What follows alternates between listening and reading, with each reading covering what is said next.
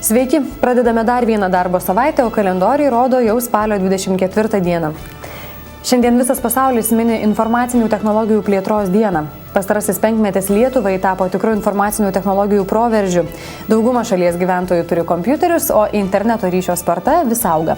Lietuva patenka į sparčiausių internetu besinaudojančių šalių penketuką, o pagal šviesolaidinio interneto skvarbą jau antrus metus užima pirmą vietą Europoje. Turtingą ir itin pažangų informacinių technologijų paslaugų paketą gyventojams siūlo ir įmonių grupė 5 kontinentai.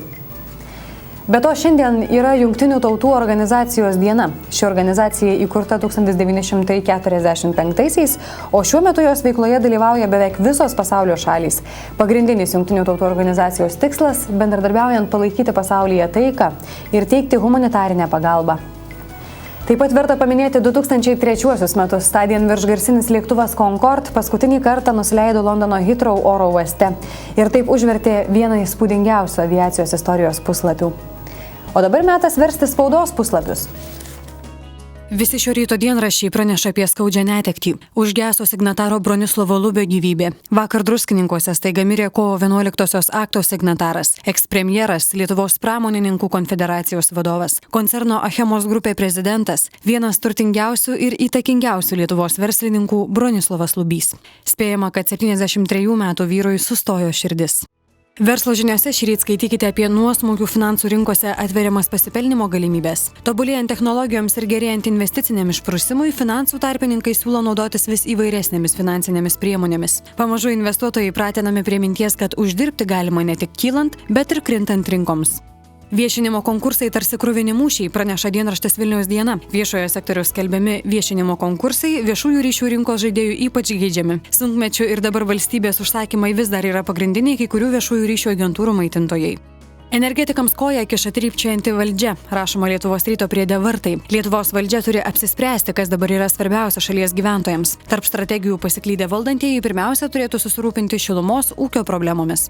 Nacionalinės valiutos nuvertinimas politiškai rizikinga, bet ekonomiškai naudinga, rašoma žurnale Veidas. Zloto devalvacija buvo viena pagrindinių priežasčių, kodėl Lenkija geriausiai iš visų ES valstybių atlaikė krizės išbandymus. Tad gal Lietuvai irgi verta atsieti litą nuo euro. Plačiau apie tai žurnale Veidas. Taip pat naujausiame Veido numeryje skaitykite apie nevykstantį nemokamų programų proveržį. Šiuo metu praktiškai kiekvienai mokamai programai sukurta nemokama alternatyva, tinkama namų ar nedidelio verslo užduotims atlikti, bet jomis naudojasi tik maža dalis vartotojų.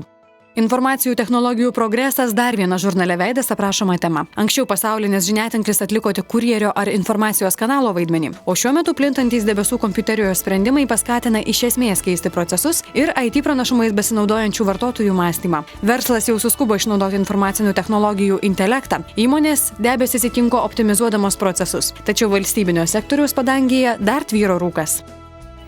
Šiandien Vilniuje kinoteatruose Pasaka ir Skalvija prasideda tarptautinis animacinių filmų festivalis Tindirindis.